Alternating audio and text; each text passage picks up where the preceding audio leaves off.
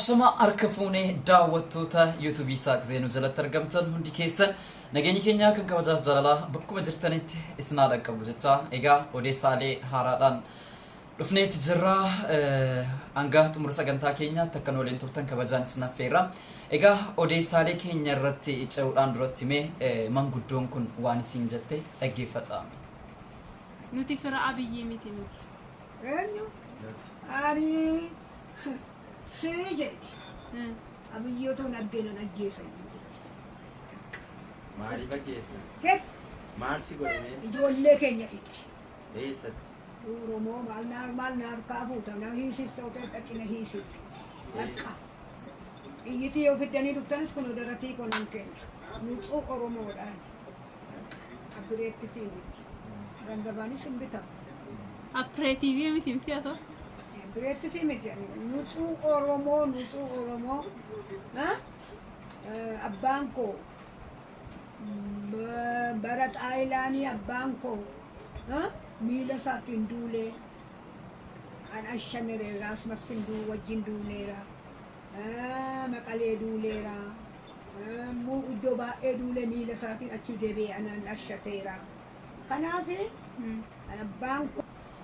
Egaa haadholiin Oromoo hundi isaaniitu akkasitti guggubataniiti jiru jechuudha. Haadholiin keenya abbootiin keenya waan mootummaan kun irraan dhaqqabe hundasaa baafatanii dubbachuu dhaban malee namni ilmoo isaa itti wareegin namni haadha manaa abbaa manaa isaatti wareegin namni firoottan isaatti wareegin hin jiru jechuudha. Harka mootummaa kanaan mootummaan kun ummata Oromoo akka kanadha kan inni guggubaa ture jechuudha. Ammayyuutti guggubaa jiru.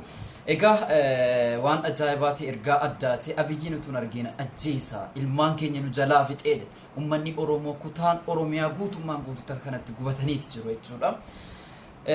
Inni kan biraa dhimma gaazexeessituu FIB Sabboontuu Ahmadiin kan wal qabate guyyaa dheengaddaa halkan osoo isin gara mana hojii siitii baatee gara manaatti deemaa jirtu qaama mootummaatiin yookaan tika mootummaatiin to'annoo jala oolfamuun ni beekama. Nutis YouTube keenya irratti gabaasneetti jirra. Miidiyaaleen adda addaas dhimma kana irratti gabaasaatti jiru. Egaa bakka isinitti qabamtee hin beekamne ture amma ammoo gaafa maatiin dhaqee gaafate buufata poolisii jechuudha. Nuti amaanaadha kan nuti fudhanne. Nama tunuu qabaa jennaan qabne waan qabneef illee hin beeknu qaama mootummaarraa waan hin eegamnedha jechuudha. Namni tokko ajaja mana murtiitiin alatti nama dhuunfaa tokko silas to'achuun hin barbaachisu ture. Erga to'ate immoo sababa to'ateef illee beekuu qaba ture. Namni abbaan barbaade kana naa godhaa sana naa godhaa jennaan nama dhuunfaadhaan mootummaan tokko kan seerri tokko nama dhuunfaadhaan waan hoogganamu miti jechuudha. Gaazexeessituu cimtuu sabboontuuni qabamtee mana hidhaa keessa jirti jechuudha buufata poolisii. Kanaaf namoonni achitti dhaqanii argan gaafii kana gaafatan akka amaanaa fuudhanidha kan isaan dubbatan yookaan akka namni nuu qabi jennaan qabnedha kan jedhan poolisoonni jechuudha. Egaa haqa isii rabbi haa baasu. Gaazexeessituun kuni kanaan dura ONN irratti hojjetti turte sanarratti artiiwwan Oromoo keessatti illee ga'ee taphataati jirti. Diraamaawwan adda addaa illee hojjechaati jirti jechuudha jara Waaqoo wajjiniini. Sana dabalatee ammoo FIB irratti keessatti dhimma aartiitiin wal qabatee akkasumas ammoo dhugaa uummata Oromoo baasuudhaan wal qabatee biyya keessa teesse lubbuu siyaasaa kaffaltee haqa uummata Oromoodhaan gaati jirti jechuudha. Egaa guyyaa dheengaddaa osoo isin gara bakka hojii siitii kaate gara mana siitti galaa jirtuuti kan isin to'atamte jechuudha. Haqasi rabbi haa baasu. Inni kan biraa dhimma Jawaariif Baqqalaadhaan wal qabatee Jawaar akkuma beekamu callisa ji'a hedduudhaan booda as deebi'ee dubbachuun isaa ni beekama. Amma ammoo biyyoottan keessatti jechuudha Noorz Ameerikaa keessatti obbo Baqqalaa Garbaa jiru uummata Oromoodhaan wal ga'uudhaa fi beellama qabataniitti jiru jechuudha. Egaa uummata Oromoo biyya hambaa jiranuu kan isaan dheeboteen baga gammaddan isiniin jenna. Sababni isaas bulloon yoo garmaamedha kan tolu akkuma Yoosan Geetaahun jedhetti garmaamuudhaaf qophaa'aniiti jiru jechuudha obbo Baqqalaa Garbaa wajjiniini. Uummanni Oromoo biyya hambaa keessa jirtanu akka qophiidhaan eegaa jirtanu abdii guddaa qabna. Jalqaba irratti bakki inni deemu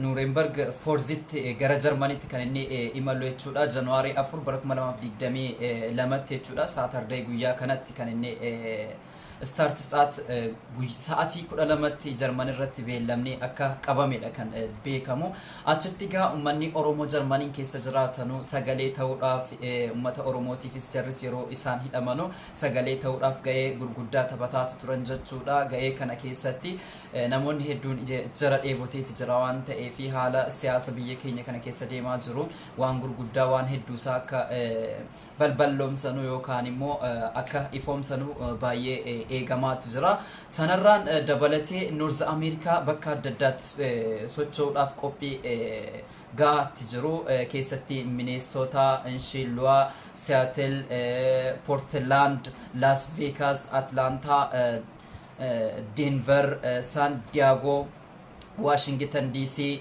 Columbus, Dallas, Houston, Toronto, Edmonton, Calgary,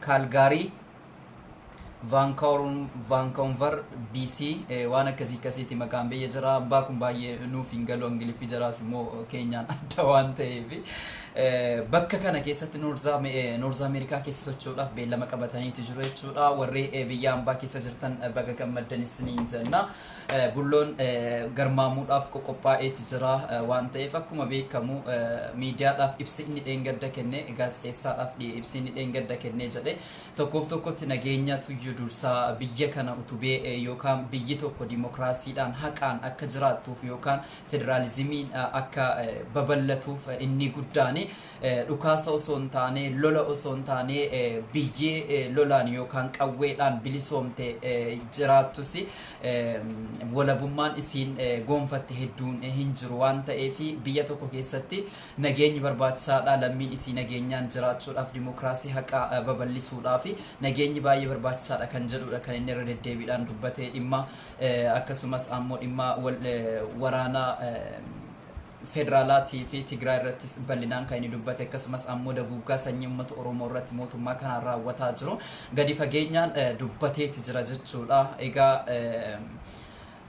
waan dhiibbaa gurguddaa gama mootummaa kanaatiin ni godha jennees ni yaanna waan ta'eef egaa milkiidhaan akka galanu yookaan immoo wanti isaan yaadan hundi akka galma isaaniif ga'u hawwii keenya egaan kanarraan dabalachuudhaan namoonni hedduun keessanii maaliif sirbarraa turtee jettanii na gaafataati jirtu sirriidha biyyan keessa jiru xiqqoosii amma hojjechuu sirba hojjechuudhaaf xiqqoosii haalli naa mijachuu dhiisuu danda'a sirboottan isiniif dhufaan jira kanan jedhe immoo dhufaa jira garuu sirbichi xiqqoosii baalaansiin isaa waan ol ka'aa ta'eef kiliippii bareedaa tokko hojjechuudhaaf ani kanan duubatti hafee jedhe kiliippii sirba sana madaaluu fi akkasumas ammoo uummata Oromoo madaalu hojjedheetanii kanan duubatti hafe malee simbira hafeetii miti kanaaf kana akkana hubattanu gamanumaan isin beeksisaan egaan daawwattoota keenya sagantaan narraaf qabadhee dhiyaadhe kana fakkaata ture hanga xumura sagantaa keenyaatti waan waliin turtaniif guddaa galatoomaa isiniin jenna warri maatii kiyyan taane